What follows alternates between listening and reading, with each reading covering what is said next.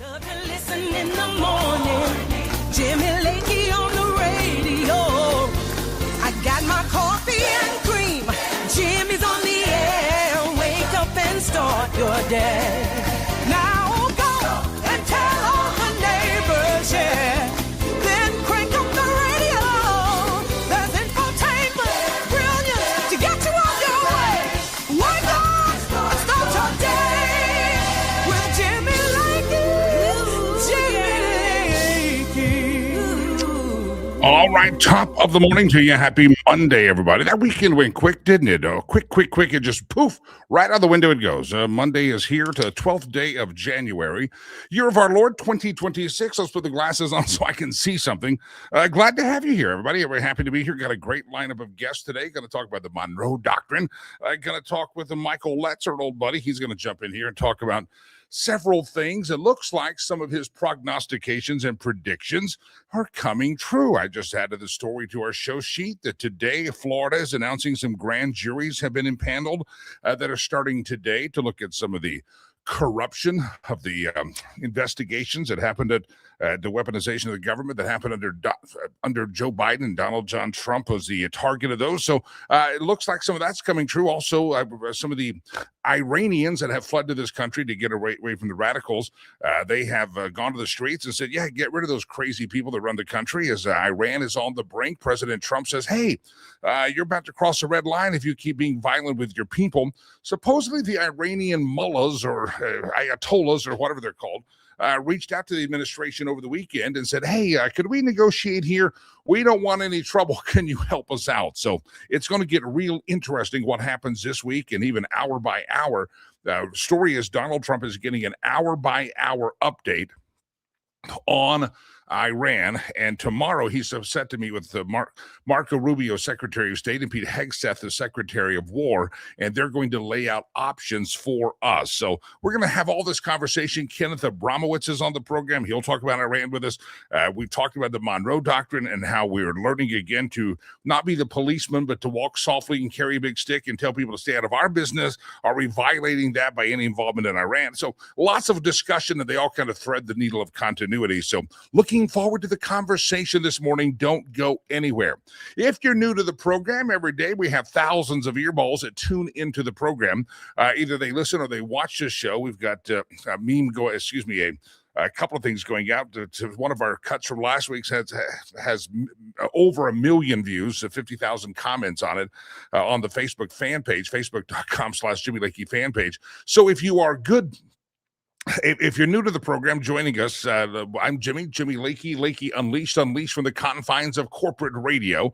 And now every morning we do this little thing called a daily update, and you can be involved if you're on any of the numerous Facebook pages that we're on, any of the X feeds, the Twitter feeds, the Rumble feeds, the YouTube feed. Most of those platforms allow you to make comments, and if you comment correctly, that shows up into our studio, and then producer Chad is screening those to see what adds or detracts from the program, and they pop up on the screen. One of the things people like to do, we like to hear where you're listening from. Texas just checked in. You saw that pop across the screen. I think I saw Portland. I can't see everything that pops on the screen because I'm yapping, but I think Portland also just checked in as well. So wherever you're at across the fruited plain, we would love to hear from you and know where you are tuned in at, and we will give you a shout out. So anyway, good to have you here on the program.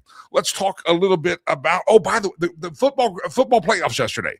The Dallas Cowboys were not in them, and so I had a few teams that I like, and some of my backup teams besides the Cowboys, because if you're a Dallas Cowboys fan, you have to have a backup team, because you just know for the last 30 years your team's going to suck and disappoint, and it's awful.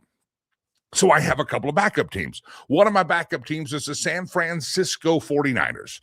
Another one of my backup teams happens to be Joe Burrow. I love Joe Burrow, so if he's with the Bengals, I'll cheer for the Bengals. Another one of my backup teams besides the Cowboys is the Miami Dolphins, because of just a friend that's been on the coaching staff there. Not sure he will anymore that the head coach is gone. So I've got backup teams, right? And the other backup team I have in the NFL is anybody that's playing these Philadelphia Eagles.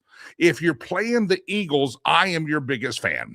If you're playing and beating the Eagles, I just might get a tattoo of your team somewhere on my body.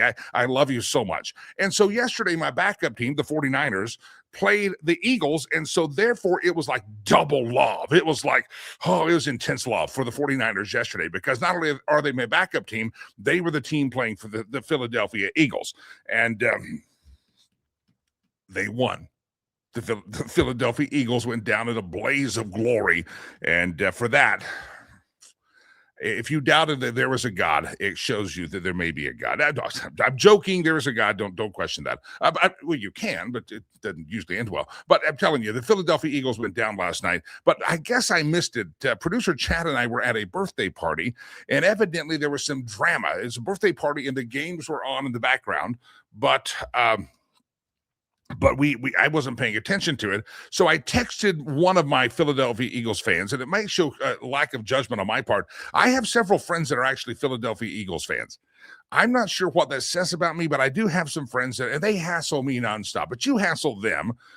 It's not pretty. They get very angry, very violent. They're wimps. Okay, they just can't. They can dish it out, but they can't take it, as your mama used to say.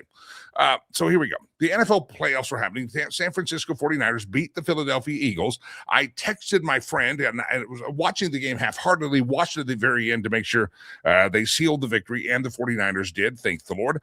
And so I texted one of my friends, and I said, I have no words for you because I have good manners.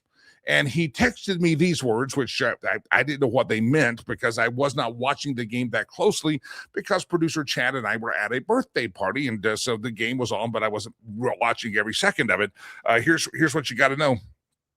His response to me was, I said, I have manners. And he said, you can have A.J. Brown too. And I'm like, wow, that sounds like bitter losing. I don't know what happened. So evidently there was a brouhaha. Anybody see it? Let me just read the story. Tension is always high during the NFL playoffs, but it spilled over between the head coach and their star wide receiver Sunday afternoon. Eagles head coach Nick Sirianni and the receiver A.J. Brown were spotted on the Fox broadcast going face-to-face with each other on the sideline, to the point where team chief security officer Big Dom DeSandro had to get in the middle and break it up. Sirianni was seen sprinting down the sideline of the Lincoln Financial Field to yell at Brown to get off the field.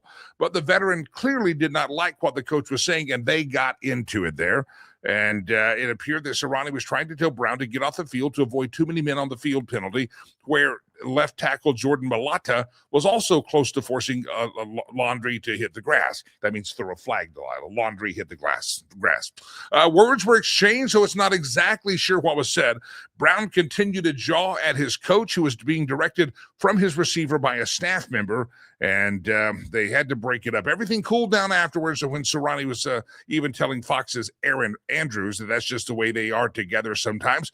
Given Brown's controversy all season, though, it's hard for fans not to speculate about the situation. So evidently this A.J. Brown cat acts like he's a Philadelphia Eagle, and he's problematic. And so if you saw it, I don't know what it's about, but to my Eagles fans out there, we don't want A.J. Brown of the Dallas Cowboys. We have enough problems. We have an owner named Jerry Jones. We got enough problems with the Cowboys. Enough of that sports talk. I don't want you to get angry with me. Enough of that stuff. 49ers. I know you're all asking, though. You want to know who's your team now in the playoffs? I don't know. I don't know. I don't know. Wild cards are done after tonight. Tonight is the Steelers versus the Houston Texans. And my good buddy Kevin, we may get together and watch this game tonight. He's a Pittsburgh Steeler fan, and I know he's going to be cheering for the Steelers. And I said, I as a Cowboys fan, I don't hate the Steelers like we did the 70s, 80s. We kind of healed all wounds there. And I can cheer for the good plays because they are playing the Houston Texans. And I have a rule. Another favorite team I have is anybody from Texas. So God bless Texas. So Houston Texans, Steelers tonight. Then the wild cards are done. Okay. Then the wild cards are all done. You got it, Delilah? You got it all penciled down in your pencil book there? Okay. Yeah, thank you. All right, let's dive into this. Iran. It's Brink. Have you seen the video footage? It's not a lot of clear stuff. There's not it's not like some places where you have a lot of journalists on the ground. There are people there. There is footage coming out there, but tens of thousands of people have taken to the streets to protest the Ayatollah. These protests have happened before, but this one seems to be growing steam, and it seems as if the people on the ground in Iran actually know that this is no limp-wristed president here, that we will back this regime change if it comes to that. So much so that the Ayatollahs and the government of or somebody from Iran reached out to Trump and the administration over the weekend and say, could you help us out here, and tried to negotiate some kind of a news story. We're not exactly sure what's going to happen. President Trump is getting briefed. They said every hour he's getting an hourly Iranian update. And tomorrow he's going to be meeting with the Secretary of War, Pete Hegseth, and also Secretary of State Marco Rubio to find out what options have been put together for changes in Iran and to support what needs to be supported in Iran. The question becomes about this red line. President Trump has said if you start killing people, if you start committing acts of mass murder, which are some instances of many deaths have already happened, dying for freedom in Iran, President Trump has said, don't cross this red line because we're going to get you. The question is, first of all, do you want or would you want President Trump to take some kind of a military action in Iran? It's not necessarily our business.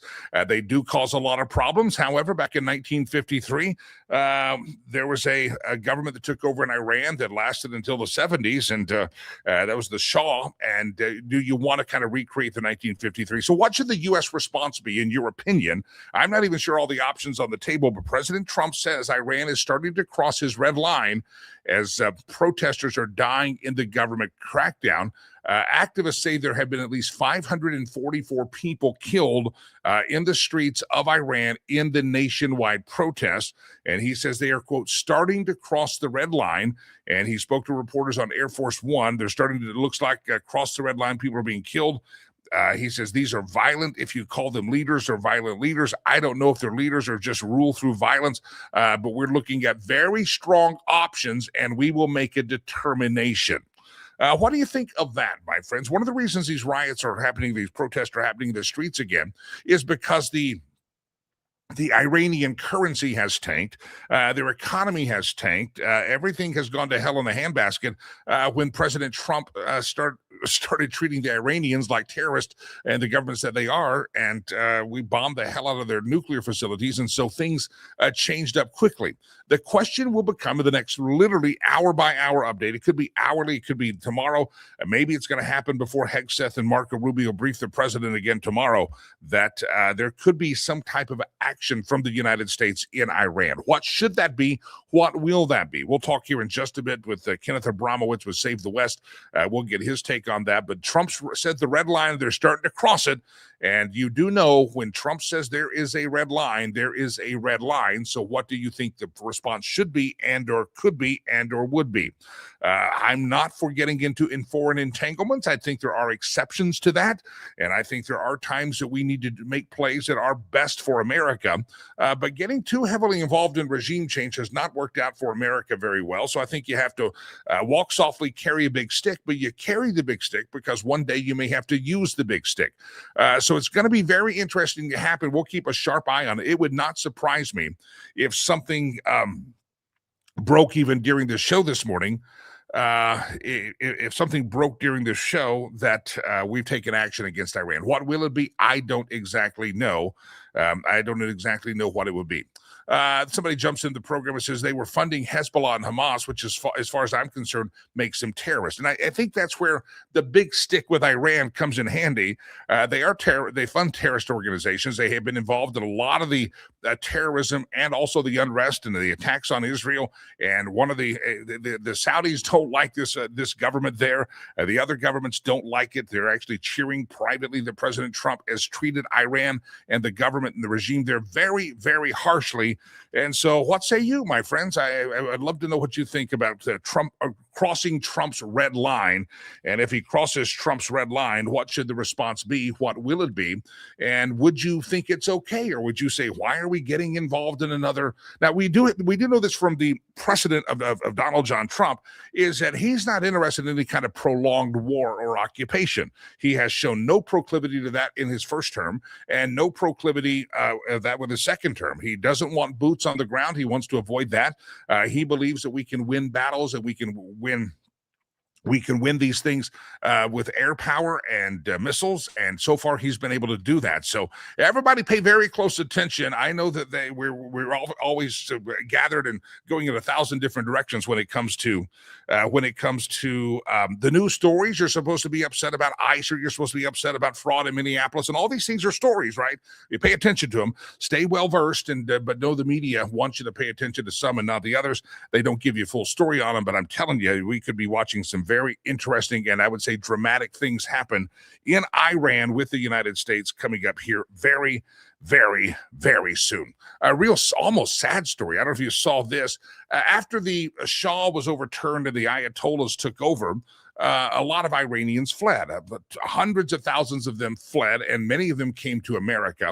And one of the largest populations of Iranians outside of Iran is actually in Los Angeles, in the LA area, in California. Good morning, California. How you doing out there? Well, protesters were out there standing up and saying down with the regime, and standing in solidarity with their brothers and sisters and cousins and uncles and family and fellow countrymen that are still stuck in the hellhole of tyranny in Iran.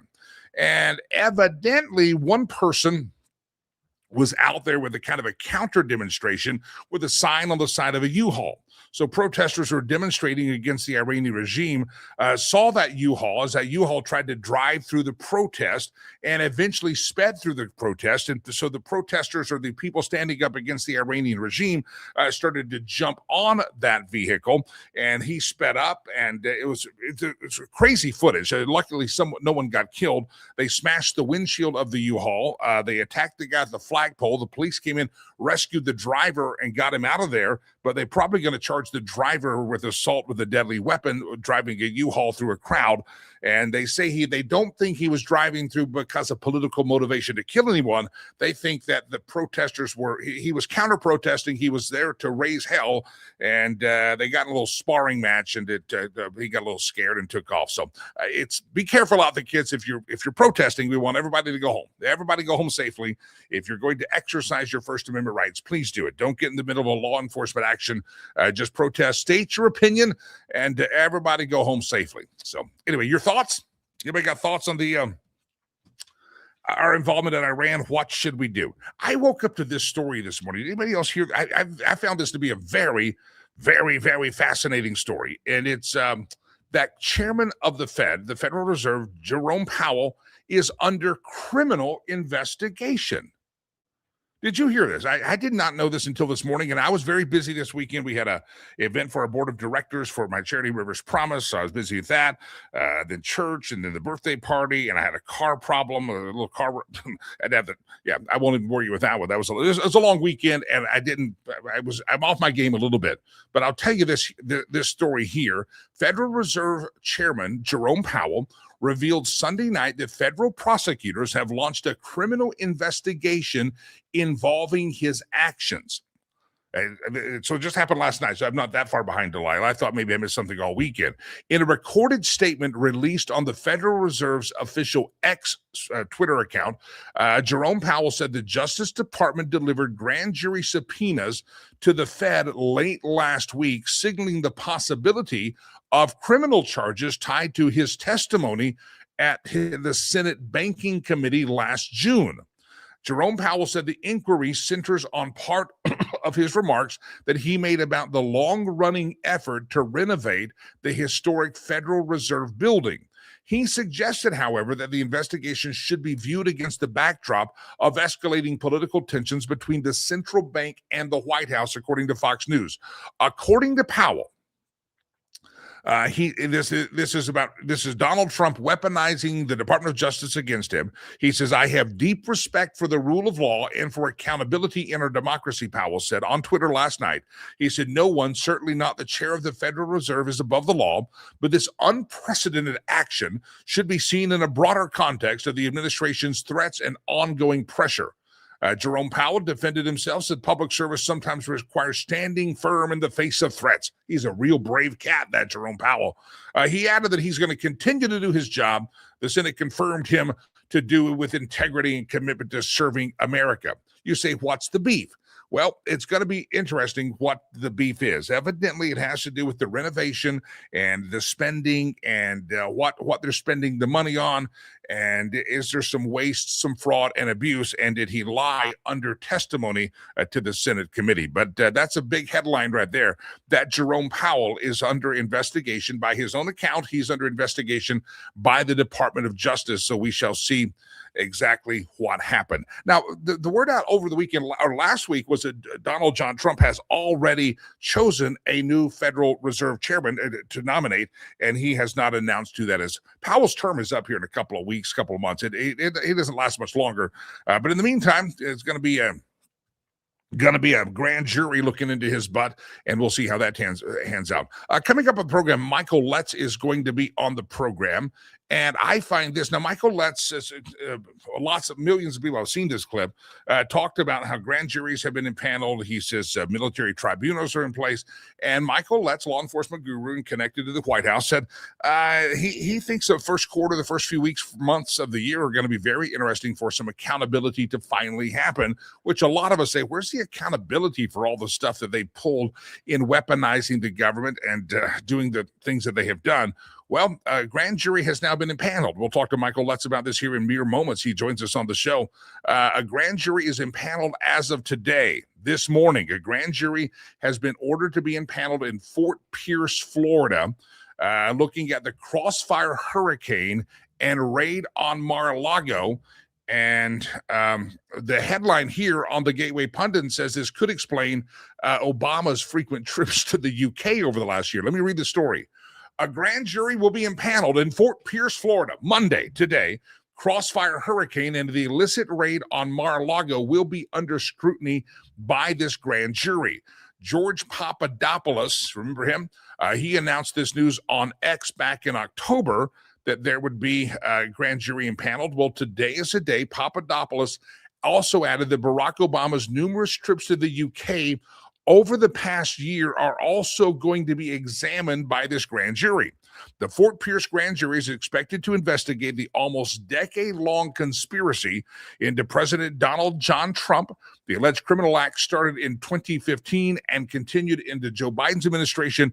Democrats who approved on spying on the 45th president and his family, they raided his home, abused him with lawfare cases, and now they're worried about political retribution.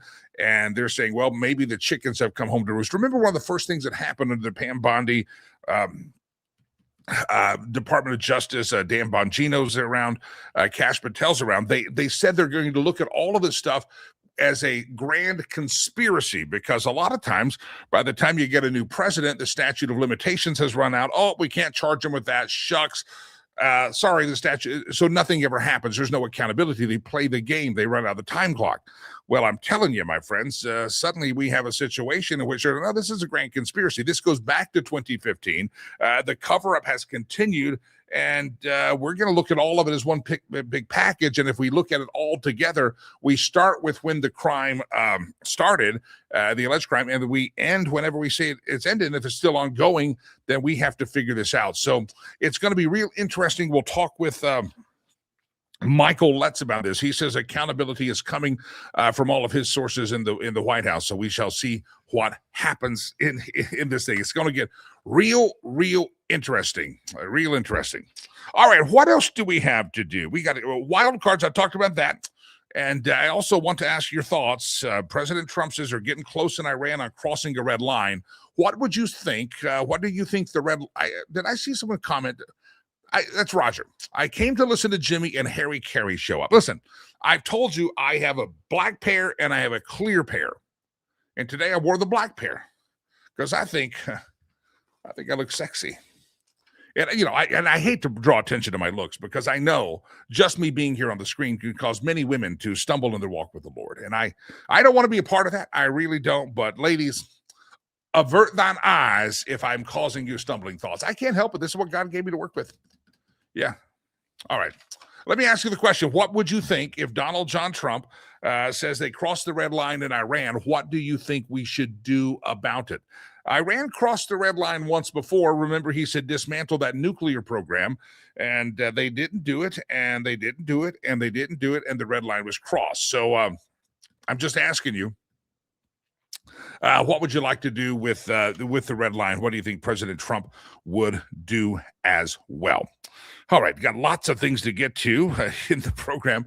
I'm reading some of the comments that are coming in, and some make the screen, some don't. By the way, whatever platform you're on, we're on lots of platforms, several Facebook feeds, the Media Equalizer page, the Red Wave America page, the Jimmy Lakey fan page. We're on that one. We got the X, we got the Rumble, we got I don't know if we're on the Instagram this morning or not. We're on lots of pages. YouTube this morning. YouTube always has the most interesting people that go there because I think the left and keyboard warriors in their mother's basement seem to hang out on the YouTube. That's always fun, but shouldn't surprise you as well. Give me your thoughts. The red line. Donald Trump says there's going to be a red line, and he's not going to tolerate nonsense. And I'd love to hear what you have to think about that and what we should do. And we would love to. Yeah, it's going to be very interesting. The foreign policy of Donald Trump is definitely different than what we've had for a few decades. And I'm not minding it. So I would. I'd like to get your thoughts on it. I like Jim's comment just popped up on one of the Facebook feeds. The military community calls black frames like these, they're talking about glasses again, birth control glasses. Well, I don't want to have any babies, so anymore. I'm good. So maybe that's good that I'm wearing this. I still think the ladies will stumble in their walk with the Lord when they see me. So maybe this helps. Maybe this causes the ladies to look at me and not stumble as much. I don't blame you. I don't blame you a bit. Good to have you here. I want to remind you one of our great sponsors of the program is Sherry Cree, a great realtor extraordinaire. And I don't know where people listening across the nation. She's based in Colorado. And if you're on that I-25 corridor, I call it the Denver-Boulder corridor, up to Fort Collins, up to Windsor, Longmont, wherever you're at, Broomfield, Parker, Arvada, it's all kind of become one big melting pot of a metro area. I'd love to have you get your thoughts on real estate, and what are you thinking about real estate, and what do you want to do? Well, she'd love to know as well. Sherry would. It's seasonal, and when I say seasonal, I mean we're talking micro seasons that listing 2, 3, 4 weeks later can cost you and or benefit you tens of thousands of dollars. You need to talk to her, Sherry Cree, about your real estate goals, your real estate aspirations. And if you're looking to sell your house in Colorado, I would say sooner is better than later. Sooner is better than later. Sooner is better than later. It's a seller's market right about now. And later on, it kind of flips as more houses go into the market, supply and demand, and it becomes the buyer's market. So you need to know the nuance of the strategy and have it dialed down. And that strategy can be affected by just weeks or days. So I reach out to Sherry. It's all about strategy. She knows that real estate can help you create generational wealth that lasts well past your lifespan, and she wants to help you make those right decisions. Homeswithsherry.com, homeswithsherry.com. If you're a first-time home buyer looking to buy for the first time, she can kind of help you with what programs are available in a world, in a state where you think it's not even affordable. They can still, she can help you out with that, as all the programs out there. Homeswithsherry.com. You owe it to yourself. A little consultation, a little conversation. And again, if you're in Longmont, if you're in Littleton, if you're in Louisville, I'm trying to think of all the cities that start with L around us. Wherever you're at, she'd love to talk to you. But this town doesn't have to start with L. It can start with A, like Arvada. It can start with Longmont. That's an L.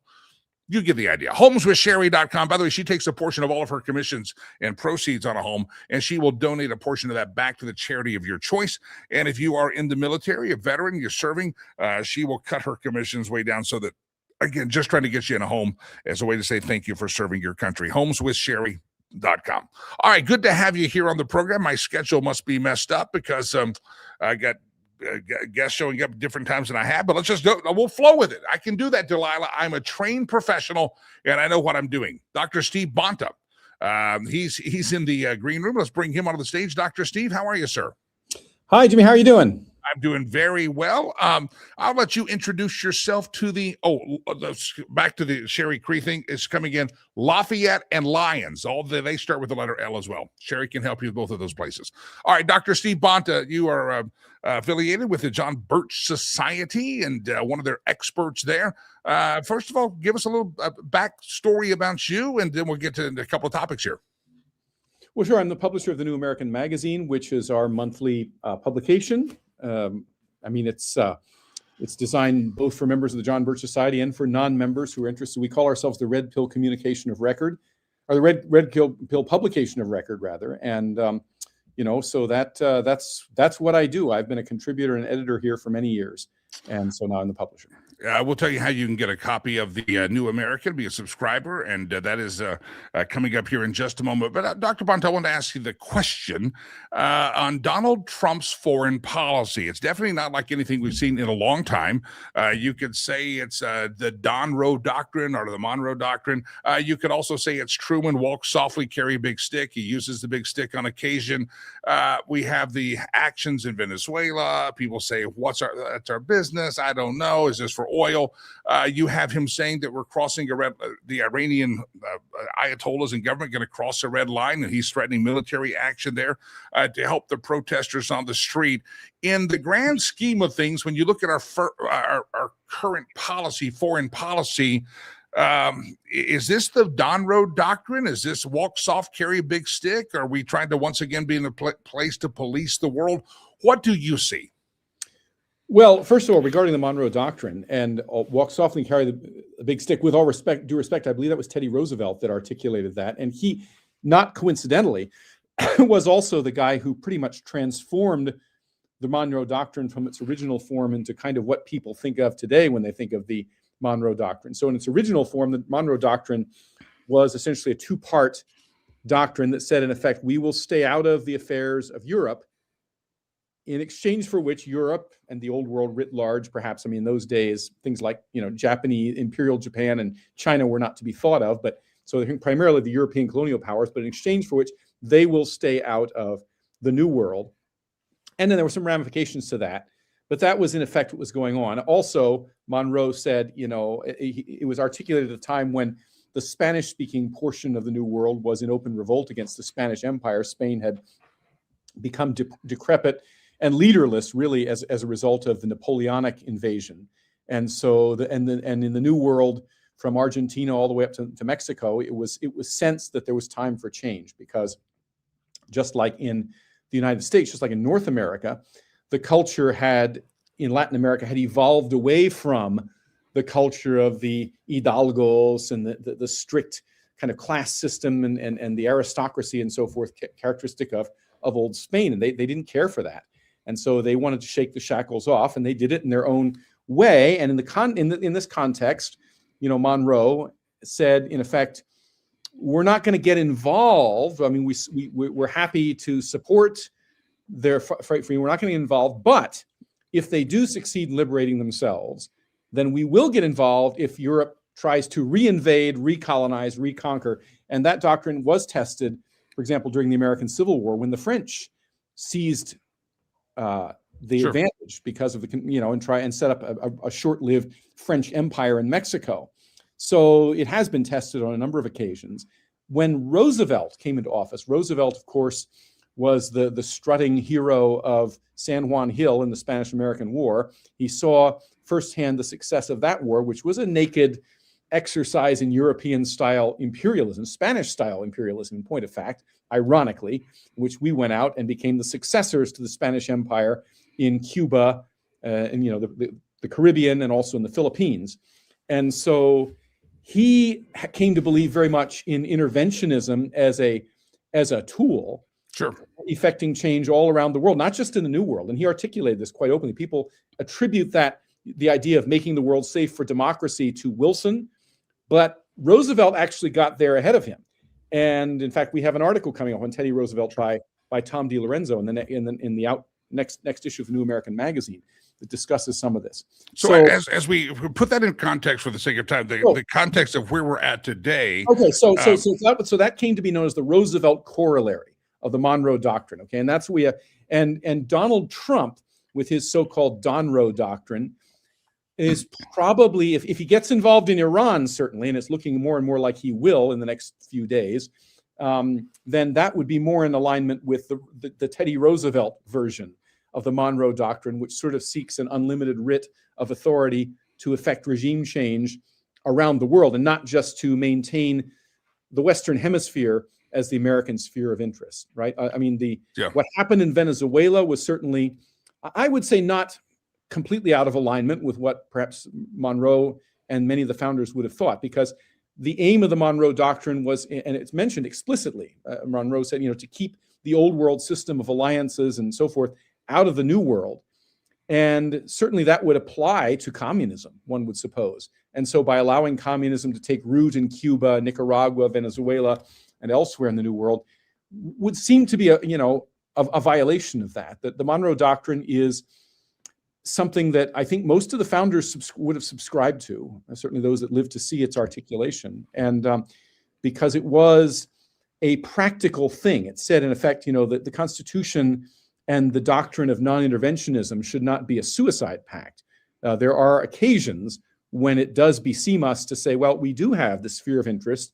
Let the old world do what it will, but the new world is something different and fresh, and we kind of have a certain stewardship here that we need to be responsible for. Now, there's a lot of complexity to the Venezuela situation, so I'm not saying absolutely it was great and righteous. I mean, I realize opinion is deeply divided, and I kind of advocate a wait and see. We'll see what happens. You can guarantee that the usual powers that be will probably want to get their grubby fingers involved. The globalists and everything will try to take advantage of this, as they always do, just as they will try to take advantage of an overthrow of the regime in Iran if that comes to pass soon. But we'll see what happens. Dr. Steve Bonta, he's the publisher of The New American, a magazine from the John Birch Society. You mentioned Tom De Lorenzo is going to be writing a column coming out soon, a story in there, and all the good work that you do there with The New American. If folks want to get on the list for The New American, have a subscription, how do they do that, sir? thenewamerican.com. Go to the website. There's a subscribe button. You can subscribe to the magazine either in print, if you like old-fashioned paper, we do that, or you can subscribe to it digitally. And we also have a large and ever-changing website where we keep abreast of current events. So, and lots of other resources besides. Thank you, sir. There it is right there on the screen, thenewamerican.com, thenewamerican.com. Dr. Steve Bonta, the publisher. I appreciate him hopping on the program. Dr. Steve Bonta, thenewamerican.com. All right, ladies and gentlemen, running a little behind on our program now. So I got to move forward very, very quickly, or Delilah's going to throw something at me. And so let me move forward, and producer Chad's going to send bad messages to me. So I got to move forward. Michael Letts is in the green room. Michael Letts, investusa.org. Michael, welcome to the program, sir. How are you? Always a privilege to be with you, Jimmy. Thank you for the opportunity. I apologize for the delay. The last guest showed up 15 minutes late, and so I had to move him along and get you in here, try to catch up, make up some time. It's like we got crowded at the airport, and now we're have a delay and all across America. Backing the planes up. Rack them and stack them. That's what we're doing. Hey, Michael, you and I had a big hit. We put a little clip of one of our interviews out last week, and I sent it over to Sutton. I'm going to send it to her. She's going to send it over to you. I'll send it to you as well. It's had like 1.3 million views, 50,000 shares, comments, and it's all about you and I talking about the Venezuelans and maybe some members of Congress being on the payroll. That's gone viral across America right now. So I'll send you the stats. You became famous, sir. Well, thank you, Jimmy. Although I give you the credit for that. Here's what you hear me chuckling about. Hang on, America. That's just the tip of the iceberg. We got a whole lot more where that one came from. Well, I got the story here. Now, we knew this coming out, but it's a reminder. Today, January the 12th, is the day that Fort Pierce, Florida grand jury has been impaneled. They're going to be looking at all of a lot of things. That's starting up today. So they're going to look at the raid on Mar-a-Lago, I believe, is on their list. Crossfire Hurricane. It's kind of interesting. Then I don't know if this. We haven't even talked about this, but now we found out that Chairman Powell's under criminal investigation for lying in a Senate committee this morning. So, as Barack Obama's old pastor said, are the chickens coming home to roost? Oh, chickens and the roosters. Everybody's coming home to roost now. It's interesting what you just talked about. The federal grand juries are being impaneled, but we're not mentioning because we're keeping it kind of on the Q and T, the tribunals that have been convened. And one of the things is you mentioned Powell, but never forget that the whole head of this operation, Russiagate, was Barack himself. And it's kind of hard to say everybody underneath you should be the one standing to answer the questions when he's the one that gave the orders. George Papadopoulos saying that this grand jury in Florida, I don't know how he knows this, maybe he is an insider, I don't know, could be looking at Barack Obama's taken a lot of trips to the UK recently. What were the purpose of those? Any word on that? What's Papadopoulos talking about? Well, here's what Papadopoulos is talking about. Yes, we do have a word on that. Is, if you want to look back a little bit at the history, I'm talking about history, probably just with the last 12, 24 months. That UK has become very closely aligned now with the Muslim Brotherhood, and many of their elected officials are now Muslim. And of course, Barack is heavily involved with the Muslim Brotherhood, and his goal and objective is he is hopeful that if he moves, he has purchased a place in London, by the way. If he moves to London and this breaks out here very shortly, that they will refuse extraditing back to the United States. Wow. Papadopoulos saying it. It's on the Gateway Pundit as well this morning, and I had not heard all of the big time details on that. Let's talk real quick about the Minnesota situation. You have that the mayor of Minneapolis saying that this guy was never hit by a car. He was never hit by a car. They come back, you start seeing the videos and say, no, this ICE agent was actually hit by a car. He was attacked by a vehicle. These guys never come back and apologize for the lies they tell. They go out there and immediately say ICE is lying, ICE is lying, ICE is bad, and they never come back and say, yeah, we were wrong about that. Give me what's the latest you're hearing in Minneapolis and these protests that are now popping up across really America. They really are popping up across America. It's becoming very troublesome, Jimmy. When you take a look at just how violent they are becoming, it will lead us to very heavily weigh the necessity to implement the Insurrection Act. Of course, what happens when we implement the Insurrection Act. But quite frankly, one thing I want to mention before we talk about the Insurrection Act is on the particular agent that you're talking about that was struck.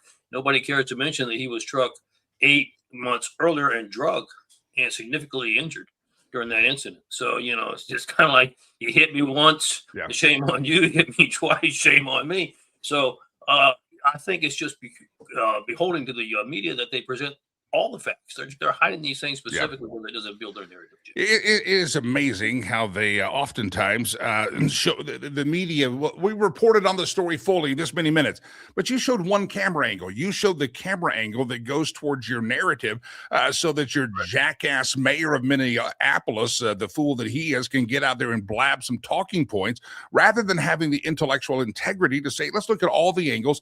Let's review it from different angles. There's a lot of angles coming out even this weekend.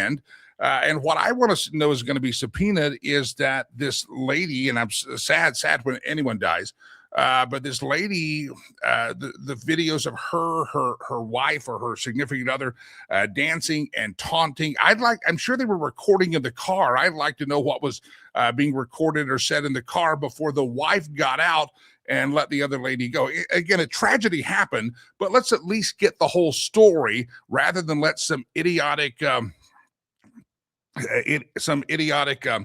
mayor define the narrative here. Oh, you're exactly right. And it's interesting to look at the background of these people.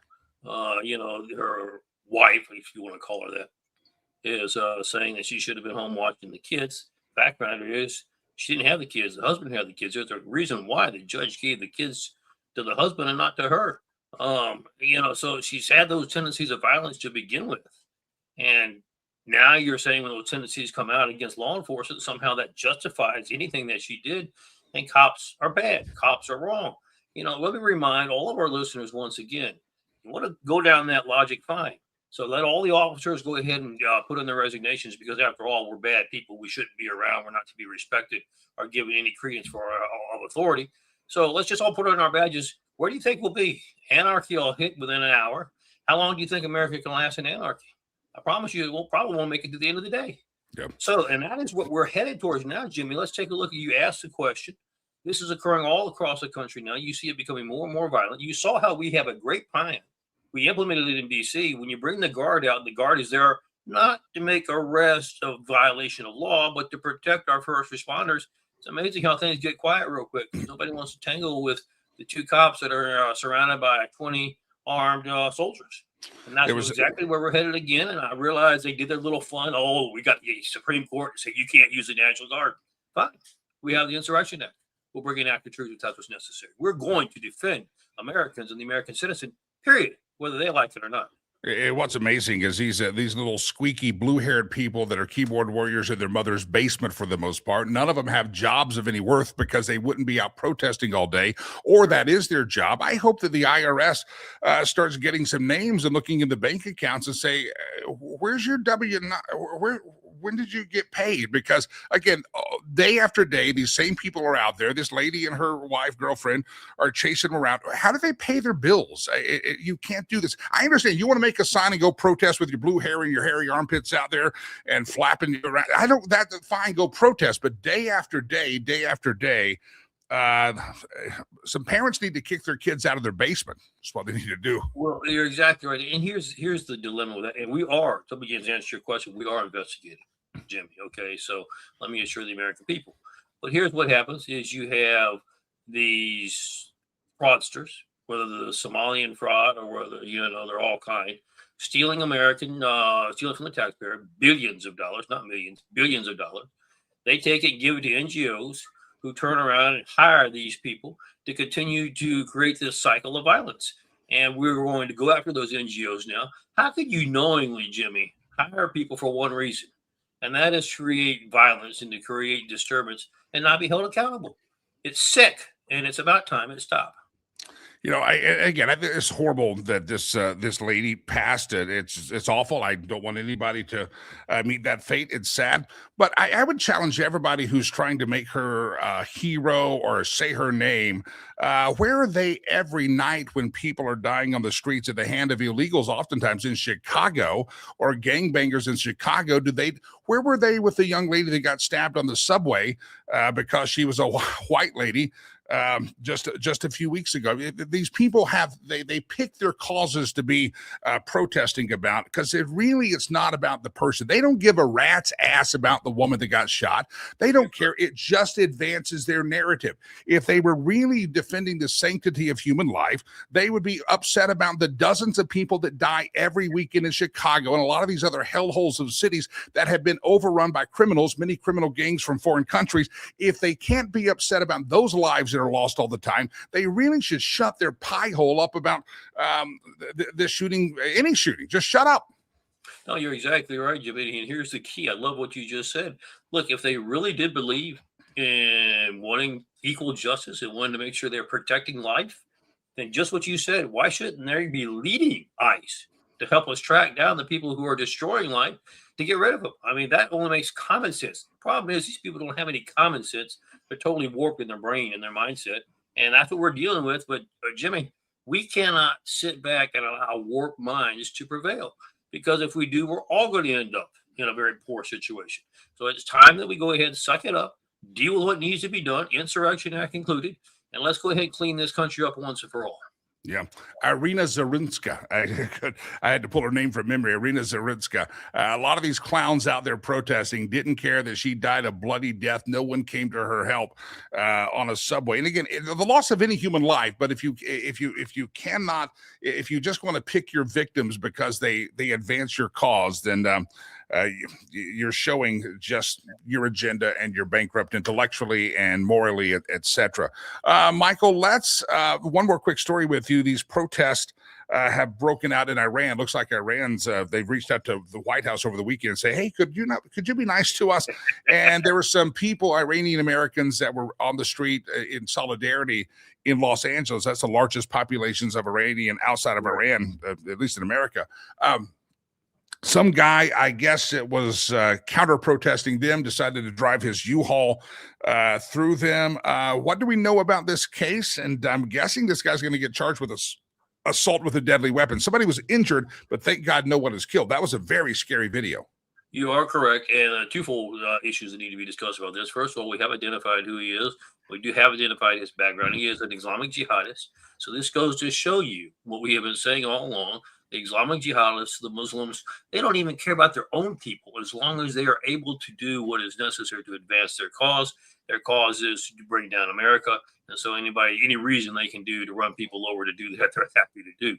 But then the second thing it causes us to realize is that, folks, this truly is talking about Iran, a revolt or rebellion, shall we say, by the people. Is America involved? America is taking this position. I saw what Steve said earlier on your show, but I think it's worth saying. America is simply saying, we're not coming over there to help you complete your rebellion. What we are saying is you have a right to be free. And government, if you think that you have to kill these people because they don't have the right to be free, we will intervene. We will not sit by and idly let you kill innocent people who are yearning to be free. Now, how you work it out between the two of y'all, that's your business. And that's why Iran is not coming to the table and saying, hey, can you make sure you don't do anything? The problem is, Iran, you're a little late. You already killed what we see now as thousands of protesters. So it's kind of like, I took my hand in the cookie jar, I ate the cookies, and then I came back and said, oops, I probably shouldn't have done that. Can we work something out? No, you already made the decision now, so don't come back and make us to be stupid. We're not. We're going to protect and defend life, period. Michael Letts, investusa.org. Michael, I appreciate you, my friend, as always, investusa.org. We'll keep a sharp eye. Great time to talk with you because we got law enforcement, federal, local, state law enforcement under in the news every day, just trying to put law and order back in America with these radicals out there that just don't want it. They just don't like it. They don't like it at all. Well, they don't like it, Jimmy, but it's national security at stake now, and we're determined to have a future to pass on to our children and grandchildren. So if you don't like it, there's plenty of other countries that would love to have you. Just tell us where you want us to go or where you want to go, and we'll help you get there. I hear, I can give some recommendations for some of them. Some of these people protesting, the old saying, some of these people, it's like saying chickens for KFC, supporting KFC, lesbians for Palestine. It's like, you know what they would do to you there? You might want to be careful. So anyway, Michael, let's Invest USA. You're helping keep law enforcement officers safe, give them the protective gear they need. People can donate to the cause, investusa.org. Check out a great cause, and also find Michael on all the social media outlets, investusa.org. Michael, God bless you, my friend. Thanks for hopping in. We'll talk this week, I'm sure. With no further ado, speaking of Iran, speaking of the Middle East, speaking of saving the West, from SaveTheWest.com, as our good friend Kenneth Abramowitz jumps into the screen. Mr. Abramowitz, welcome back, sir. Yeah, great to be with you as always. We have a spiraling situation in Iran, and I want to get your take on what we are watching there and how it affects us. What do you see our role should be and is? It looks like the Iranians have reached out to the Trump administration over the weekend and said, hey, could you help us out here a little bit? What do we need to know, sir? Well, I call the government of Iran Islamo-Nazi death cult, and they're an enemy of civilization, Western civilization, enemy of America, Israel, enemy of Christians, Jews, Hindus. They basically promised to kill everyone in the world except themselves. And so what do you do with a worldwide death cult? We have to encourage them to disappear. So to me, that's clear. Now the question is, how do you do it? And who should do it? Should the Iranian people do it, who've been under their yoke for all 45 or so years? And how much should we help them? How much should Israel help them? How much should Europe help them? So there's a variety of things we could do. I would say one easy thing to do is boycott their oil. I read that they're shipping 2 million barrels a day. I'd have an embargo. No more 2 million barrels. And I hear they're refining 1.5 million barrels into various chemicals. No more chemicals. So I would basically have a blockade of Iran. We should have had it long ago. I mean, Iran has 600,000 worldwide terrorists. Every dollar they make goes into the 600,000 terrorists. That's why there's a revolt going on, because they can't feed the people and they can't bring them water and jobs. of course, they stole all the money for themselves, and they stole all the money to finance their 600,000 worldwide terrorists. So I think this is a great time for a economic boycott of Iran. The voice of a Kenneth Abramowitz. Thousands of earballs will hear this show or see the show throughout the course of the day. Kenneth Abramowitz, he's the author of a book called The Multi-Front War, Defending America from Political Islam, China, Russia, Pandemics, and Racial Strife. Also, founder of SaveTheWest.com, SaveTheWest.com. Sometimes, Kenneth, I think that we have a problem. We've got outside enemies wanting to destroy us, and then we have people that naively or possibly purposely don't take action to save the West on our own. There's this story that the Palestinian Authority, I guess last week, opened an embassy in London. I'm not sure about this strategery of embracing this. What do you think, sir? It leaves me speechless to think that they're giving credibility there. Well, in England now we have a rogue government that's I consider illegitimate. They are human rights violators of massive proportions. They're violating the rights of the 90% of the population who's Christians and Jews, and they're favoring the 10% of the population who's Muslim. Well, what kind of country would do that? We're in a democracy. You want sure, minorities have rights, but so do majorities have rights too. And there's no longer equal protection under the law. It's basically out of control. So they made the decision that they'll get Muslim support if they support a Palestinian state. Yeah. So it's all politics.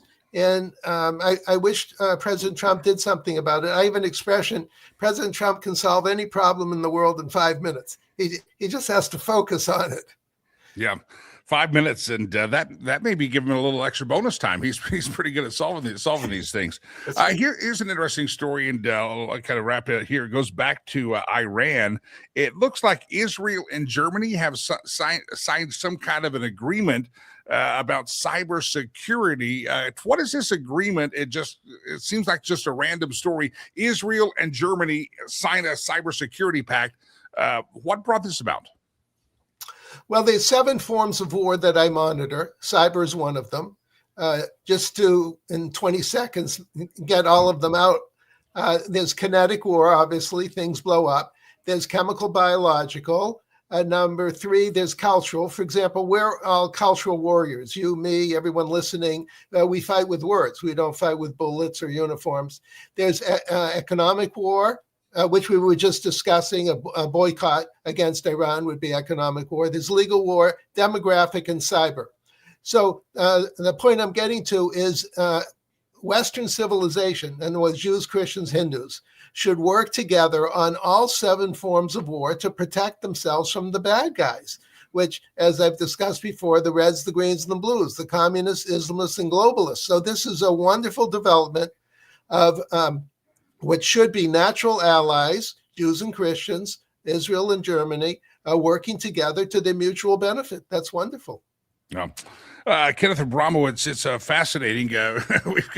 It seems as if, is it just because the news likes to cover stories of Donald Trump and so everything becomes news, or is this Trump foreign policy or us having grown up back in the White House? We seem to be watching a lot of things kind of shape up. It looks like the Iranian regime could fall. Venezuela's changing. Cuba's changing. Is that all about? Are you encouraged? I guess I should ask you regarding the shape that the world seems to be going in so many ways. Well, yes, and I wrote an article on this a few months ago saying Trump should use all of his powers. In other words, America is the strongest country in the world, and by the way, Israel and America are the only 2 really functioning democracies, according to the way I look at life.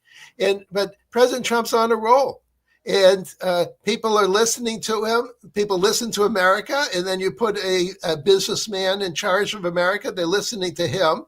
And so I'm hoping he cleans up all the evil. I know this is overly optimistic, but there's so much evil in the world that I want President Trump to spend 5 minutes on each piece of evil and dispense with it. Now, I'm exaggerating. This is in my imagination. But President Trump has huge powers, and he should use them. People listen to them, to him, and they believe him. And when they don't fall for his bluffs, they get reminded that they should have listened to his bluffs. So I would encourage President Trump to do everything possible to use his powers to defeat the forces of evil, namely the Reds, the Greens, and the Blues. The Iranian people have risen up before, and they've never known that they had backing in the White House. That famous, the Green Revolution back into the days of Obama, they got no help from us, absolutely no help. And thousands of people died because of the lack of American support. Do you think, and do the people in Iran, are they taking a risk here that America is going to stand by? It seems like they're going to need Donald Trump to be on their side. I'm guessing there's some trepidation based on prior experiences of other administrations. That's right. Well, our former administrations were basically working for the Reds, the Greens, and the Blues because we had been invaded by our foreign enemies. Now we finally have a real American as president. So a real American does things differently than basically the foreign agents that we allow to run this country. So yes, he should get more and more involved with Iran, but there's ways to do it without kinetics. As I just mentioned, there's 7 forms of warfare. Let's use economic warfare. Let's use legal warfare. We should have trials against the criminals running the Iranian government. So yes, we should flex all of our muscles. And then when we run out of muscles, in other words, 6 forms of warfare, we should then go to kinetics. So I would spend the next week on non-kinetic war, and then if necessary, start blowing some things up as President Trump has threatened. Kenneth Abramowitz, the name of the book is called The Multi-Front War, Defending America from Political Islam. If you want to understand all of these things he's talking about, get the book, The Multi-Front War, Defending America from Political Islam, China, Russia, Pandemics, and Racial Strife. He's also the founder of SaveTheWest.com. SaveTheWest.com, Mr. Abramowitz, if they go to SaveTheWest.com, what will they expect to find there? Well, first they'll find a pop-up menu. They can put their email address in, sign up for my website. For my article, I write an article every 2 weeks. For my webinars, it's all complimentary. They should take advantage of it. There's also a link to Amazon to buy my book, The Multi-Front War, which gives them a 250-page analysis of everything we were just discussing. So they'll learn a lot on the website. I work very hard and do this as a public service that people should take advantage of it.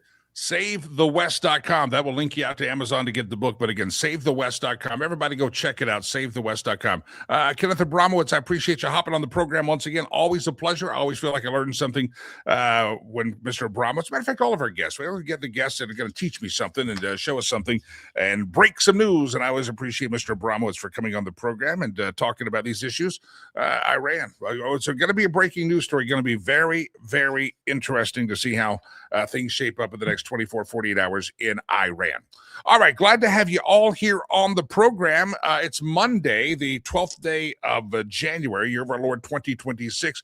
Don't forget, if you missed any part of the program, you want to hear the audio version of it because you don't want to look at this face for good or bad reasons. You can always go to Apple Podcasts, iHeart, Spotify, and moments after this live stream finishes, we go to the audio version and you can listen to it as a podcast indeed. Just look up Jimmy Lakey or Lakey Unleashed and you'll find me on all the podcast platforms. Coming up Tuesday, what's next Tuesday, January the 20th, is our first road show. It's going to be a road show. By the way, Brother Leroy, who does the opening choir, I've heard rumors that Brother Leroy messaged me and said he's writing a song. You know, have the opening gospel choir every day that sings my name, which I love it when they do that. Brother Leroy has been working on some music to introduce the Lakey Road Show. I'm not jesting you. This is real stuff. So tomorrow he says he may have a cut for us to play, and we may do a poll to see which cut you like better. Maybe we'll like all of them. So he's got a cut. Brother Leroy's back in the studio for Brother Lakey, and Brother Leroy's going to be putting some music together that will highlight January the 20th, next Tuesday, celebration of 1 year of Donald Trump. We did a big party on the inauguration day, and we're returning to the site of that party 1 year later. It's at the Casbar Cigar Lounge and Room in Lafayette, Colorado. And that is just outside of Boulder, just outside of Denver, one of the little enclave suburbs. If you can't afford to live in Boulder, you drive and you drive until you qualify. And if you drive, Lafayette's one of those places, and it keeps going. Anyway. But it's not far from downtown Denver as well. It's love to have you stop by. It's a free admission. Cigars will be partaken in, and the show will air live from there. Some of our guests will be in person. Some of them will be on the stream, and would love to have you there. It's Monday the 20th at the Lafayette Casbar Cigar.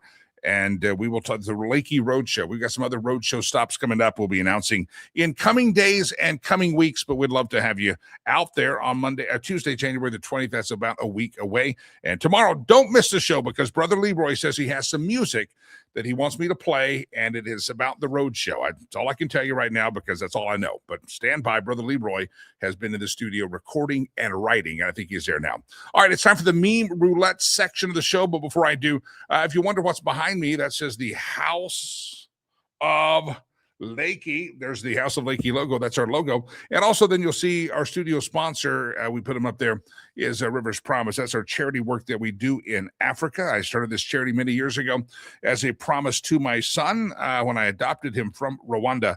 And if you'd like to learn more about the charity, we'd love to have you participate. Child sponsorship programs. We're building a beautiful school there, and we'll build dozens of homes for widows. We've sent kids to trade school, because we know that education is the ladder that a kid can use to climb from extreme poverty. And so that's what we're doing. We're starting with the gift of education. There's some other things we do along the way that kind of parlay into that, but it's all about education, giving kids a chance of to learn, to read, write, do arithmetic, speak English, do business. If they learn to go trade, we've got lots of people that we've sent them to trade school to become welders, hairdressers, seamstresses. It's a path forward to get education. And we've got one young lady that's in the university right now learning to be a nurse. So I hope you'll contribute. riverspromise.org. A little bit of money goes a long ways, and we'd love to have you participate. Just go to the website, make a donation, riverspromise.org. All right, it's time for the stolen meme section of the show. This is where we go around the globe, and guess what we do? We steal memes, kind of like the Chinese. We steal the intellectual property, and then the Chinese are going to get ticked off here in a minute. They'll send a gong and say, no more. We're the best at that. So here we go, the stolen meme section of the show. Some of you do send these to us an email. You can participate in the stolen meme section. Just send it to info@jimmylakey.com. Here we go. Round and round the globe we go, where we steal the memes from. No one knows. Well, we stole this one from Dan Hill. It's not that America's problems are too difficult to fix. It's that many elected representatives and those who pay them benefit from them not being fixed. That's true. That's very true. Some people don't want to fix the system. You think politicians really want to fix the problems? No, they want you to think they're going to fix the problem. They need you to have a problem, so you look to them as your Lord and Savior. They need you to not. They need to not fix the problem. They never intended to fix healthcare. Obamacare wasn't about fixing healthcare. It was about you depending on the government to fix your problem with healthcare, because they still have a problem. You'll figure it out one day. Round and around the globe we go, where we steal the memes from. No one knows. Suddenly, look at there in Minneapolis, liberals believe in borders and walls. Look at that picture. That's true. We're going to keep ICE out. How are we going to keep ICE out? We're going to build a border and a wall. I thought you jackwagon, pink-haired keyboard warriors in your mama's basement, I thought you didn't believe in borders and walls. They don't help. They don't do anything. Suddenly they believe in borders and walls. I'm telling you, if the American left didn't have double standards, they wouldn't have any standards at all. And I think you could probably argue they don't have many standards. Have you seen some of them? Round and round the globe we go, where we steal the memes from. No one knows. Here we go. These are two different looks, my friends. A little comparison. How liberals think they look standing in solidarity with fraud dictators and running over law enforcement officers. This is how they actually look in their protest. So, yeah, that's what they think they look like, but you've seen them. It ain't pretty. Round and round the globe we go, where we steal the memes from. No one knows. Here's Marco. There's Marco Rubio there. He's getting ready. He's going to get ready to be the governor of of Greenland. He's ready to go. He's the governor. He's everything. If they lose a chef in the kitchen of the White House, Marco's going to take over the cooking. Everything gets assigned to Marco. Just give it to Marco. He'll take care of it. Round and around the globe we go. Where we steal the memes from, no one knows. This from our friends at the Babylon Bee. Democrats say that things would be much safer if law enforcement would just stop trying to enforce the law. Those are proud poster children for the American left. Look at that. Old Chuck, Hakeem, dollar store Obama there. Yeah, beautiful. Round around the globe we go. Where we steal the memes from, no one knows, my friends.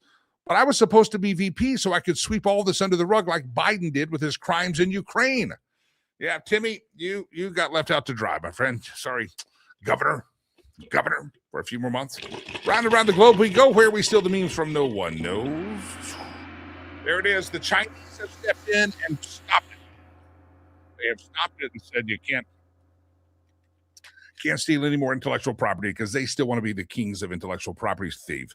All right, ladies and gentlemen, it's a pleasure. We'll keep a sharp eye on some of the news that happens, what we're going to be doing in Iran. We'll keep the tensions continue to grow in Minneapolis.